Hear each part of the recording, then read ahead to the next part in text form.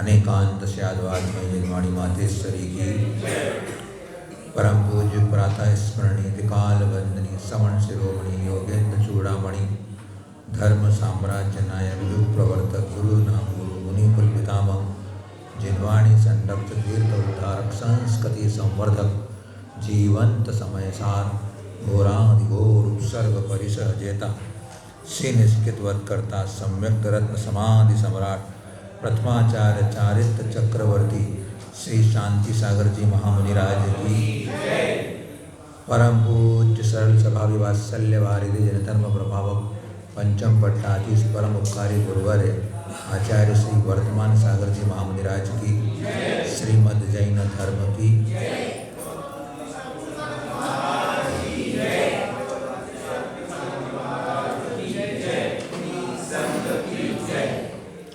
तज्जयति परम ज्योति तमं समस्तैरनंद पर्यायै दर्पणतल इव सकला प्रतिफलति पदार्थ मालिका यत्र।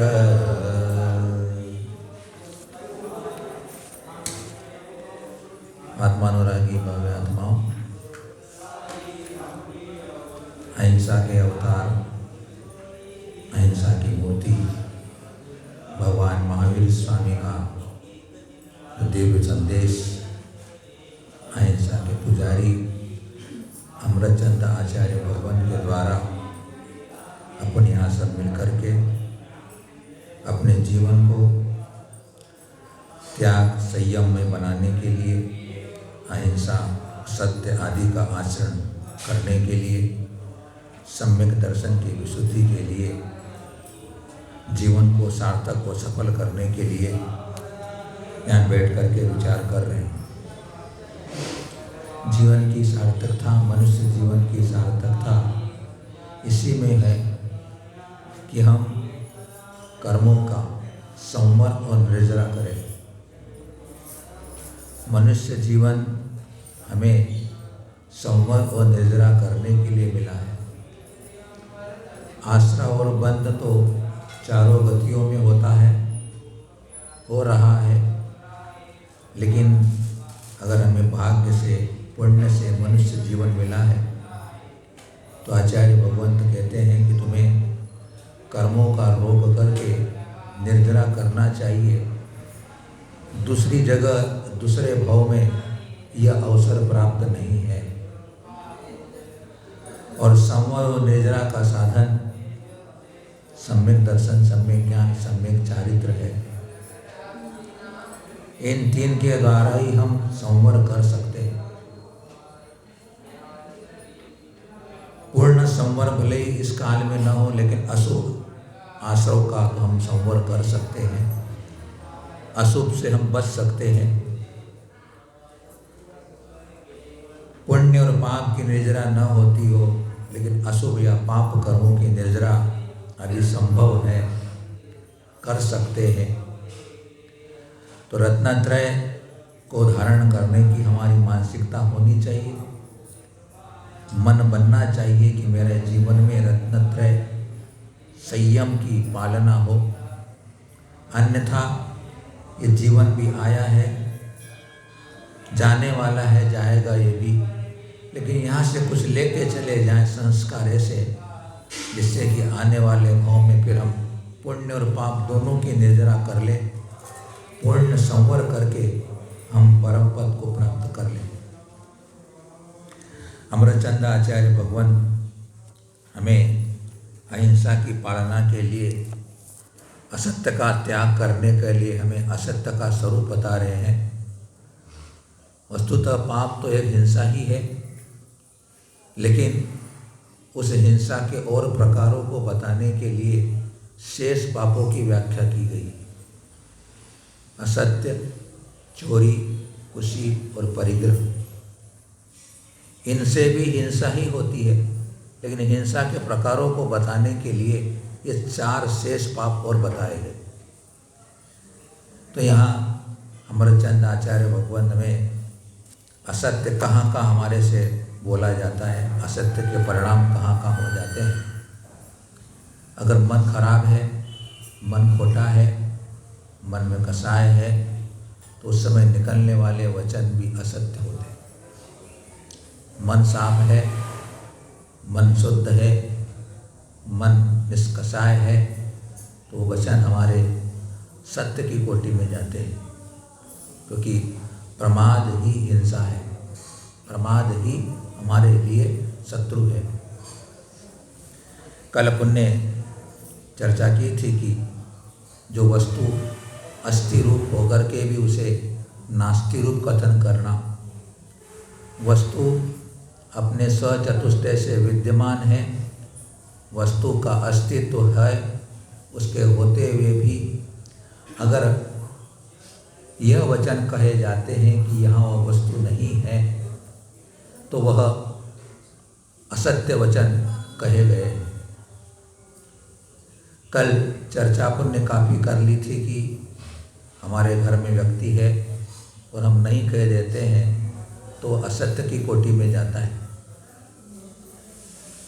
क्योंकि उसमें मेरा कोई न कोई राग रंग छुपा हुआ होता है, इसलिए मैं उसका निषेध कर रहा हूँ।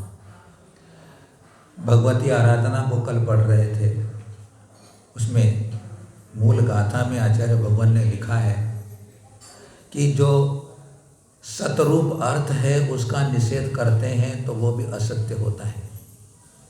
उदाहरण के बतौर उन्होंने लिखा कि अकाल मरण नहीं होता, ऐसा कहना असत्य वचन है। अकाल मरण होता है, लेकिन मान्यता रही होगी क्योंकि लगभग की पहली शताब्दी के आचार्य हुए, शिवकोटि आचार्य की भगवती आराधना है, लगभग पहली शताब्दी के आचार्य है, कुंद कुंद के स्वामी के लगभग है, बहुत प्राचीन वह ग्रंथ है, प्रामाणिक है। तो उस समय भी मान्यता चल रही होगी अकाल मरण नहीं होता है। वर्तमान में भी कुछ विद्वानों का रहा है मंतव्य कि वो अकाल मरण को नहीं मानते, लेकिन जब शास्त्र कह रहा है और कुंद कुंद स्वामी जैसे भगवंत ने भी भाव बाहुड़ में असमय में मृत्यु के होने वाले कारणों की चर्चा की है। दूसरी बात, जब जिनेंद्र भगवान की वाणी में आया है कि अकाल मरण होता है, तो अपने को उसमें स्वीकार कर लेने में बाधा नहीं आती। जिनेंद्र भगवान ने या केवली भगवान ने वस्तु स्वरूप को क्या जाना है वो मैं नहीं जान सकता हूँ, लेकिन भगवान जिनेंद्र की वाणी में जो आया है उसे तो मैं जान सकता हूँ। तो भगवान की वाणी में आया है और उनके निमित्तों की चर्चा आती है कि इस कारण से अकाल मरण होता है, तो अकाल मरण को अगर स्वीकार नहीं करते हैं तो हम असत्य की कोटि में जाते हैं, जिससे हम अशुभ कर्म का बंध करते हैं। तत्वा सूत्र के दूसरे अध्याय में जो वर्णन आया है कि औपपादिक चर्मोत्तम देहा संख्य वर्षा यशो नपवर्तायुष, वहाँ से इन्हीं जीवों के लिए अकाल मरण का निषेध किया है। बाकी कर्म भूमि के तिर्यंच और मनुष्यों के लिए जो कि संख्यात वर्ष वाले होते हैं, उनका अकाल में मरण संभव है, अकाल में मरण होता है, इस बात का द्योतन होता है।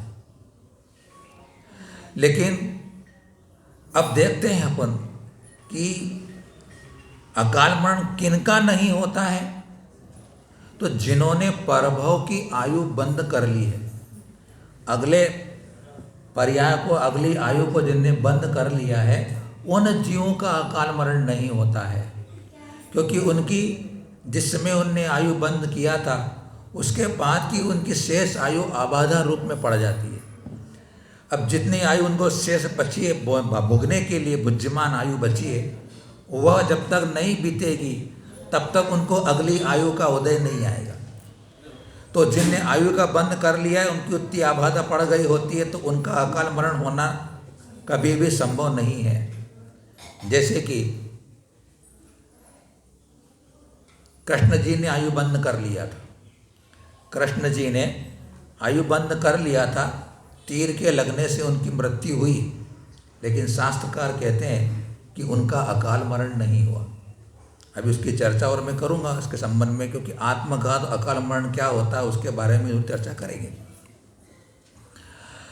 तो जिनने आयु का बंध नहीं किया है और किसी विष भक्षण से, आहार के निरोध से, सांस के रोक देने से या फिर फांसी लगा लेने से, रक्तक्षय हो जाने से, संक्लेश होने से उनकी आयु की उद्दीर्णा हो जाती है।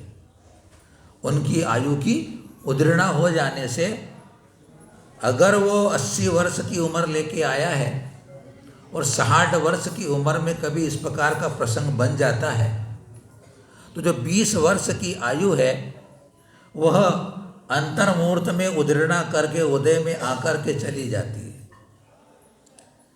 जो भी यहाँ व्यक्ति या जो भी प्राणी जन्म लेता है पूरी आयु भोग करके ही मरता है, चाहे वह क्रम से आयु को भोगे या क्रम उद्दीर्णा करके वह आयु कर्म को भोग करके मरे, लेकिन जितनी आयु है उतनी आयु भोग करके मरता है। अगर 80 वर्ष की लेके आया था और 60 वर्ष में मर गया तो 20 वर्ष की आयु आगे साथ में जाने वाली नहीं है। वो यहीं पर उद्दीर्णा करके पूरी उसकी व्यवस्था है कि अंतर्मूर्त में सारे निश्चय किस प्रकार से उदय में आकर के चले जाएंगे, तो यहाँ पर वह असमय में वह मृत्यु को प्राप्त हो जाता है। अगर अकाल मरण स्वीकार न किया जाए तो फिर शास्त्रों में क्यों कहा गया है कि जीव दया का पालन करो। हमारे पूर्वाचार्यों ने, विद्यानंद महाराज ने अपने श्लोक वार्तिक में युक्ति दी है कि अगर अकाल मरण न होता हो तो फिर हमें को जीवों की रक्षा करने का, दया भाव पालन करने का उपदेश क्यों दिया गया। इसका मतलब है कि जिनकी आयु बची हो उसके पहले भी मार दिए जाते हैं या मर जाते हैं, इसलिए उनकी रक्षा करने के लिए कहा गया है। दूसरा, शास्त्रों के अंदर अपने 11 अंग 14 पूर्व के अंदर देखते हैं तो प्राणायाम पूर्व होता है, उसके अंदर चिकित्सा शास्त्र का वर्णन आता है। वो चिकित्सा शास्त्र के अंदर औषधि का उपचार, औषधि को ग्रहण करने का उसमें उपदेश दिया गया है, औषधि के संबंध में व्याख्यान किया गया। तो औषधि का जब व्याख्यान किया जा रहा है इसका मतलब है कि औषधि जब भी ली जाती है कि हम असमय में न मरण करें। अगर औषधि न लें तो हो सकता है कि असमय मरण हो जाए। तो शास्त्रों में लिखा है कि औषधि का प्रयोग अकाल में मरण करने के रोकने के लिए लिया जाता है। अगर सही समय पर, जैसे किसका एक्सीडेंट हो गया, अब उसको सही समय पर उसको सही इलाज मिल जाता है तो हो सकता है कि रक्तक्षय उसका बच जाए और मरण न हो, और उसे सही इलाज न मिल पाया तो हो सकता है कि रक्तक्षय हो जाने से आयु बची होने के बाद भी उसका मरण हो सकता है। तो चिकित्सा शास्त्र कह रहा है कि अकाल मरण होता है, इसलिए औषधि का उपचार करना चाहिए। कुछ लोगों की मान्यता है कि सम्यक दृष्टि नहीं लेता है, बोले सम्यक दृष्टि को अपनी आत्मा का अजर अमरता का श्रद्धान हो गया है, इसलिए सम्यक दृष्टि बोले अगर औषधि खाए तो बोले मिथ्या दृष्टि हो जाता है। ऐसी जिनकी मान्यता है वो ठीक नहीं है। वीरसेन स्वामी ने अपने धौला ग्रंथ में उद्धरण किया है कि सम्यक दृष्टि औषधि का सेवन कर सकता है। औषधि लेने का उद्देश्य क्या है सम्यक दृष्टि का?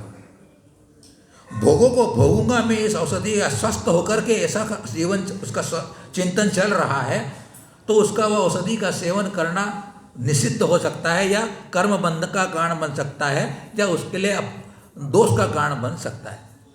लेकिन मैं संयम की आराधना करूँगा, सम्यक्त की आराधना करूँगा, मैं अपने जीवन को धर्ममय बनाऊँगा, यह उद्देश्य रहता है, तो उसका औषधि लेना किसी प्रकार का दोषयुक्त नहीं हो सकता है।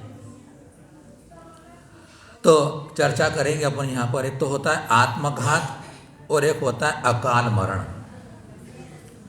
आत्मघात तो कसाय के आवेश में आकर के अपने जीवन का समाप्त कर लेना, उसका नाम है आत्मघात। आत्मघात में कसाय की पुट रहती है।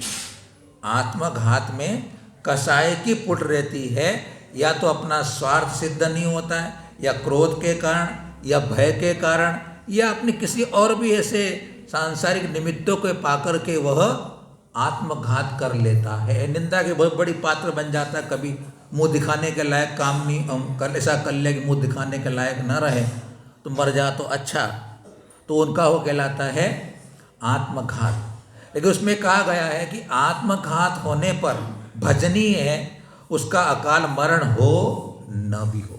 ध्यान रखना, आत्मघात करने में अकाल मरण अथवा असमय में मृत्यु हो भी न भी हो।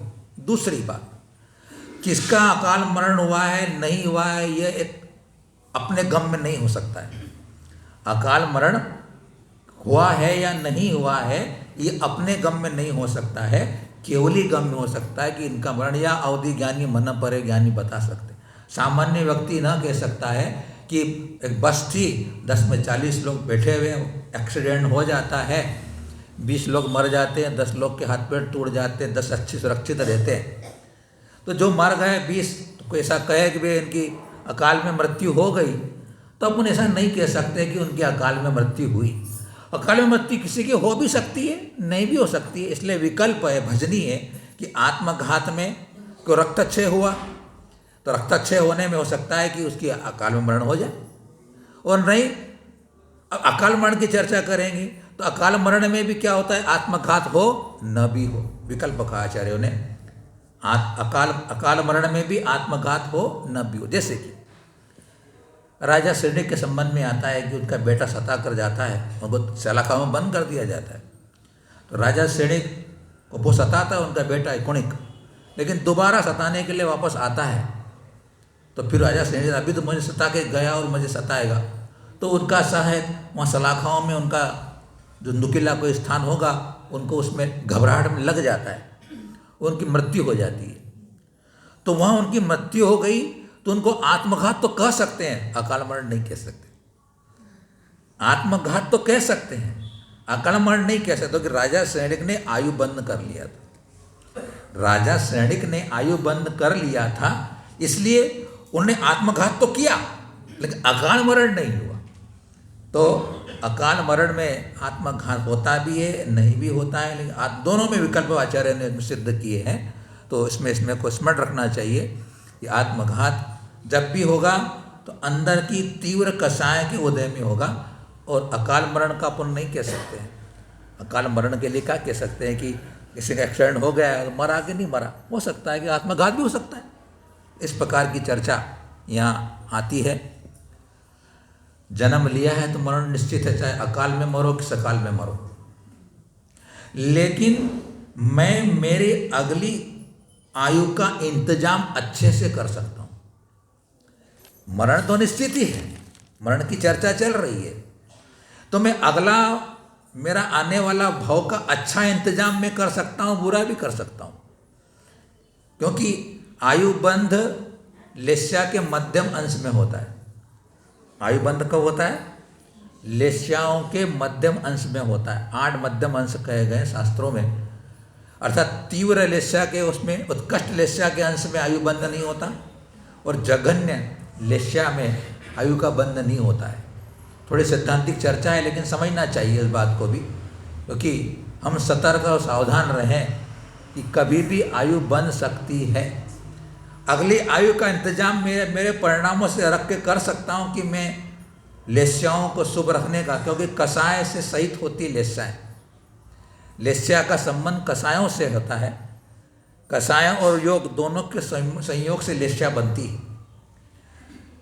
तीव्र तीव्रतर तीव्रतम, मंद मंदतर मंदतम, ये कषाय के 6 स्थान होते हैं। उन 6 स्थानों के निमित्त से 6 लेस्याएँ कही गई। अशुभ लेस्याएँ तीव्र तीव्रतर तीव्रतम से बनती है, और शुभ लेस्याएँ मंद मंदतर मंदतम से बनती है। तो मैं मेरी कषायों को मंद रखता हूँ तो मेरे को शुभ लेस्याओं का मुझे अवसर प्राप्त होता है, शुभ लेस्याओं का अवसर प्राप्त होता है। तीव्र कषाय में मेरे से अशुभ लेस्याओं में जाने की संभावना रहती है। तो मैं आयु कर्म के बंध, ये तो सुनिश्चित है कि आयु कर्म कब बंधेगा मुझे भी ज्ञात नहीं हो सकता है। आयु कर्म कब बंधेगा अपने को ज्ञात नहीं हो सकता है, इसलिए हमेशा अपने को सतर्कता रखनी पड़ेगी कि मेरे आयु बंध कब आ जाएगा काल, और मुझे आयु बंध हो जाएगा। क्योंकि देखते हैं राजा श्रेणिक ने भी अशुभ लेस्या के तीव्र उदय में मुनिराज के गले में सर्प डाला तो उनको नरक आयु का बंध हो गया। तंदुलमत्स्य जो कि मात्र उस परिणाम के कारण अशुभ लेस्या में वर्ता हुआ कृष्ण लेस्या के अंदर परिणामों के कारण नरक आयु का बंद कर लेता। अकृत पुण्य है, मुनिराज के पांव पकड़ रहा है, महाराज मेरे को आहार करने के बाद ही जानना बोले, शुभ भाव कर रहा है, मनुष्य आयु का बंद कर लेता है। एक मुनिराज है जिन्होंने कि 4 महीने के उपवास नहीं किए, मन में छल कपट रख लिया, पूजा हो रही है, 53 आयु का बंद कर लिया। नहीं क्या शास्त्रों को देखते हैं, अरे खरबूजे को देखकर मुनिराज का मन बदल गया और खरबूजे के अंदर खुद कीड़े हो गए।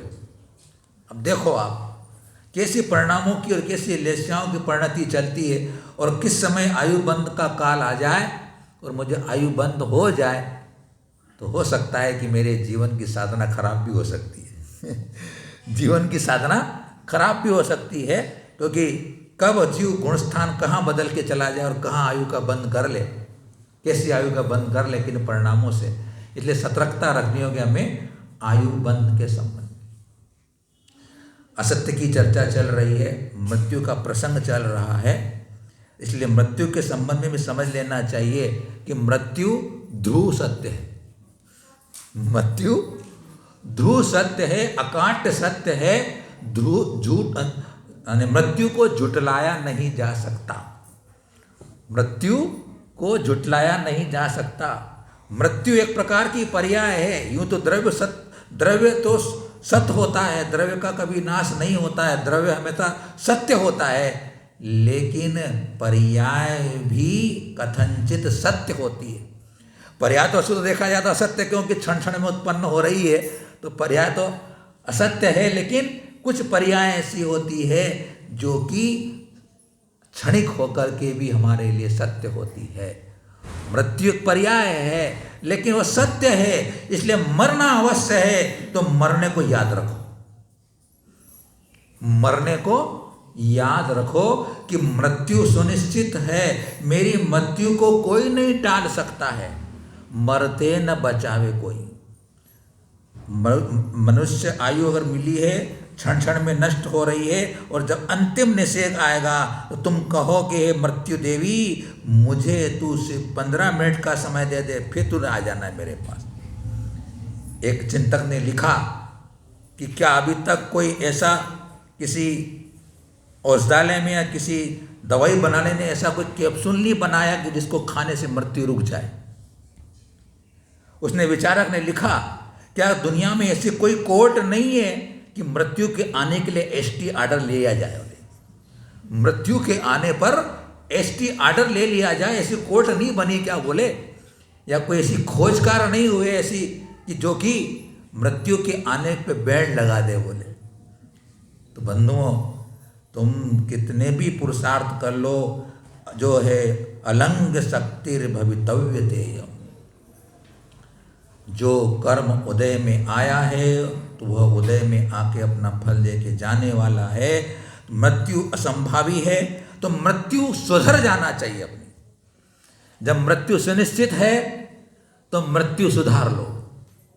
मृत्यु सुधर गई तो सब सुधर जाएगा। मृत्यु का बोध होगा तो जीवन सुधर जाएगा। इसलिए कहा है मृत्यु बोध आत्मशोध।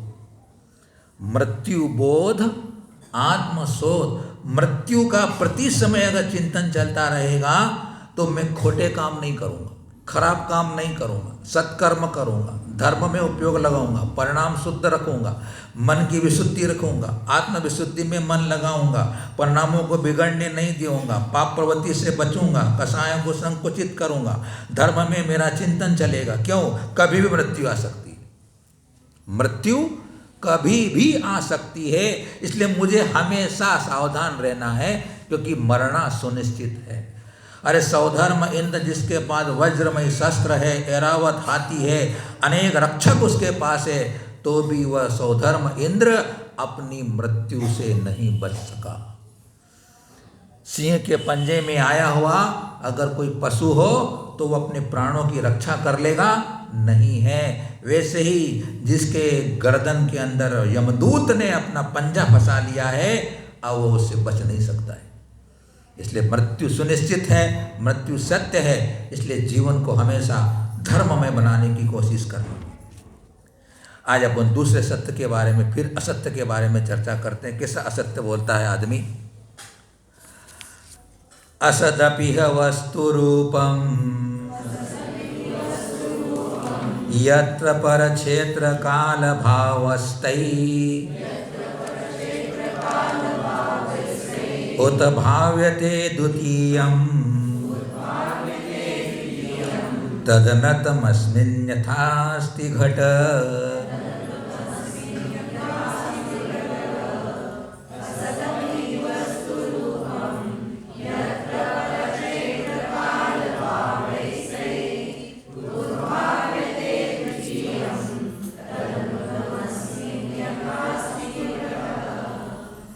यत्र अने जिस वचन में असत अपि ही वस्तु रूपम, असत अने अविद्यमान जो नहीं है, ऐसी वस्तु के स्वरूप को तय पर क्षेत्र काल भावई, तय अने उन जो भिन्न पर अने भिन्न क्षेत्र, भिन्न काल और भिन्न भावों के द्वारा उद्भाव्यते कहा जाता है। तद द्वितीयम अनृतम, वो दूसरे प्रकार का झूठ है।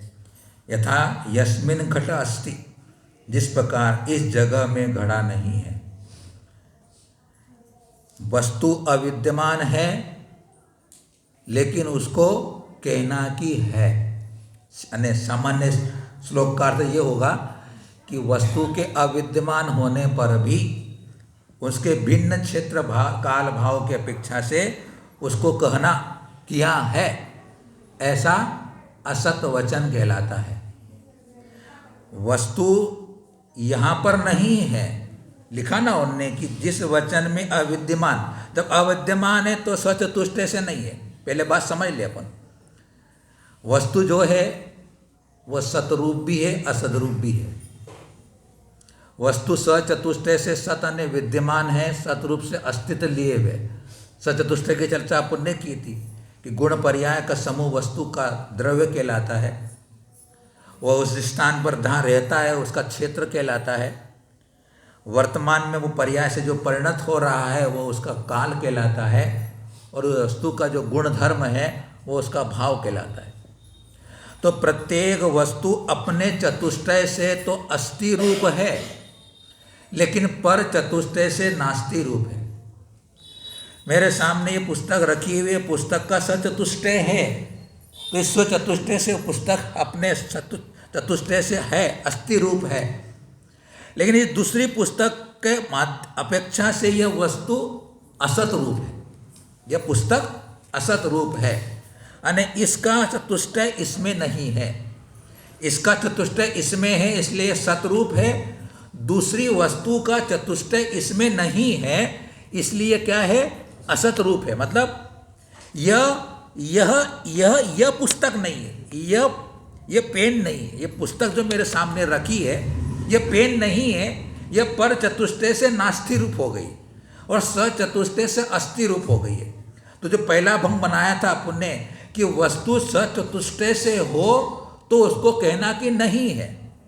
वस्तु सामने चतुष्टय से है और कहना नहीं है, तो वह क्या हुआ? अस्थि को नास्ति कहना, वस्तु के अस्तित्व को नास्तिक रूप से कहना, वह होता है असत वचन। अब यहाँ वस्तु अविद्यमान है दूसरे चतुष्टय से, पर चतुष्टय से अविद्यमान है, उसको कहना कि है। घड़ा यहाँ नहीं है तो भी कहना कि घट यहाँ पर है। दूसरे स्थान पर रखा होगा भले, पर क्षेत्र यहाँ उसकी अपेक्षा न करके कह रहा है कि यहाँ है। यहाँ पे अपेक्षित कथन लगाने पे वो सम्यक हो जाता है, लेकिन उसका विचार न करते हुए, जैसे पाटा है, हम पाटे में सोते हैं, पाटा वहाँ रखा हुआ है और यहाँ कोई पूछे पाटा है क्या, तो हमने कह दिया है। तो वो उस चतुष्टय से तो वस्तु यहाँ पर वहाँ पर तो है, लेकिन उस चतुष्टय से यहाँ पर वस्तु नहीं है, उसको हमने कह दिया कि यहाँ वस्तु है। इस प्रकार का वचन दूसरे प्रकार का असत वचन कहलाता है। इसके संबंध में भगवती आराधनाकार कहते हैं कि देवों का अकाल मरण होता है ऐसा कहना दूसरे प्रकार का सद्वचन है, क्योंकि वो अविद्यमान को विद्यमान कह रहे। देवों का अकाल मरण होता ही नहीं है, उनको कह रहे हैं कि होता है। पहले वालों में कहा था कि होता तो है, लेकिन उनको कह दिया नहीं होता है। तो अकाल मरण देवों का होता है ऐसा कह दिया तो असत्य वचन हो गया, क्योंकि उनका अकाल मरण होता ही नहीं है। और देखते हैं ग्रंथों के अंदर तो कहते हैं कि आत्मा सर्वगत है, आत्मा सर्वगत है, अकलंग देव कहते हैं। ऐसा कथन भी, क्योंकि आत्मा सर्वगत नहीं है, आत्मा तो शरीर प्रमाण होता है, सर्वगत नहीं है। जो लोग मानते हैं तो अविद्यमान को विद्यमान कर रहे हैं, जो नहीं है उसको कह रहे हैं, जो नहीं है उसको कहना असत वचन है। आत्मा निष्क्रिय है, अंगूठे के पोर के बराबर है, आत्मा श्याम तंदुल के बराबर है, इस प्रकार का कथन करना असत वचन कहलाता है। अब यहाँ अपेक्षा अगर लगा लेते हैं तो असत वचन नहीं होता। जो एकांतिक कहने वाले होंगे तो उनकी अपेक्षा से यह बात असत्य हो जाएगी, अविद्यमान। जैसे उनने अकाल मरण के बारे में सब ने कहा ना कि अगर वो सापेक्ष लगाते हैं तो कोई बात नहीं है, लेकिन सापेक्ष न लगा करके कहते हैं तो वह बात नहीं बैठती है। ऐसे बहुत से और कथन होते हैं जिनमें कि हम इस प्रकार के असत्य वचन का व्यवहार कर लेते हैं। और कहाँ पर असत्य वचन हो जाता है भगवान? तो वस्तु सदपि स्वरूपात् पररूपेणाभिधीयते यस्मिन् अनृतमिदं च तृतीयं विज्ञेयं गौरिरिति यथा स्वः।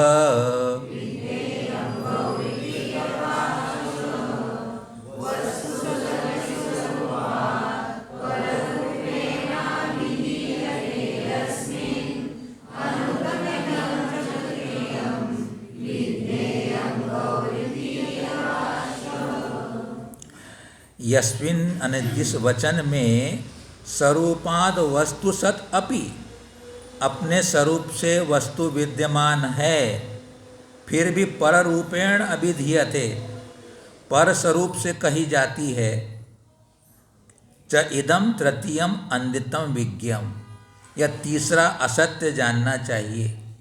यथा गौ अश्व इति, जिस प्रकार बैल को घोड़ा कह देना।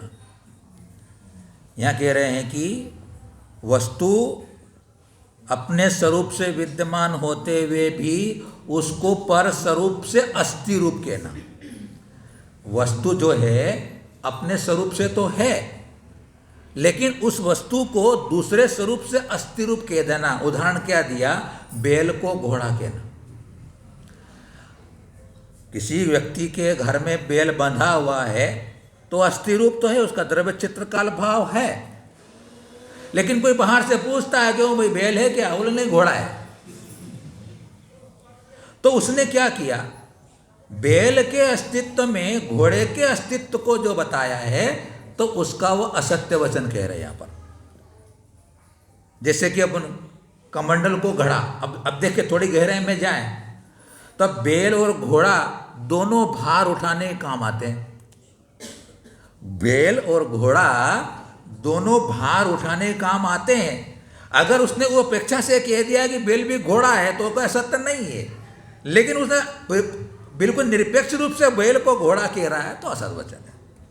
शास्त्रों में वर्णन आता है कि कमंडल को घड़ा कह देना। 10 प्रकार के सत्य वचनों की चर्चा आती है, जीवकांड में आता है 10 प्रकार के सत्य वचन होते हैं। तो कमंडल को घड़ा कह देना। अब कमंडल को घड़ा कहने में क्या उद्देश्य रहा है उसका सत्य वचन में? कि यह भी पानी भरने के काम आता है, इसलिए। वस्तुतः घड़े का आकार रूप कमंडल का नहीं है। घड़े का आकार रूप चतुष्टय में है, और जो कमंडल का अपना जो आकार है वो अपने आकार के चतुष्टय में है। लेकिन उस कमंडल को घड़ा कह देना उस विचार से रहित होकर के तो असत्य वचन के खाते में जाता है। तो बंधुओं, इस प्रकार से यहाँ 3 प्रकार के असत्यों की चर्चा की है। अपन आने वाले समय में चतुर्थ जो असत्य है वह भी 3 प्रकार का होता है, इसलिए एक साथ उन तीनों की चर्चा के साथ चौथे प्रकार के असत्य पर चर्चा करेंगे और वह अपने जीवन से संबंधित होगी। जितने आगे सत्य आने वाले हैं, असत्य आने वाले हैं, ये तो अपन सिद्धांतिक चर्चाओं में, शास्त्रों में पढ़ने को मिल जाते हैं, लेकिन आगे आने वाला चौथा सत्य असत्य जो है अपने जीवन में अपन कई बार प्रयोग कर लेते, उससे बचना है अपने को, क्योंकि असत्य वचन भी हिंसा के कारण है। मेरी आत्मा का घात करते हैं, दूसरे की आत्मा का घात करते हैं, अशुभ आश्रव के कारण होते हैं, अशुभ कर्म बंद करा देते हैं। इसलिए मुझे वचनों पर बहुत ध्यान देना होगा, वाणी पर बहुत ध्यान देना होगा, क्योंकि वाणी वीणा बने, वाणी बाण न बने।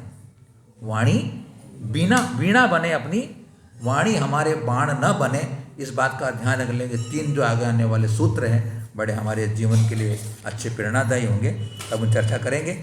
ओम नमः। सबको क्षमा, सबसे क्षमा।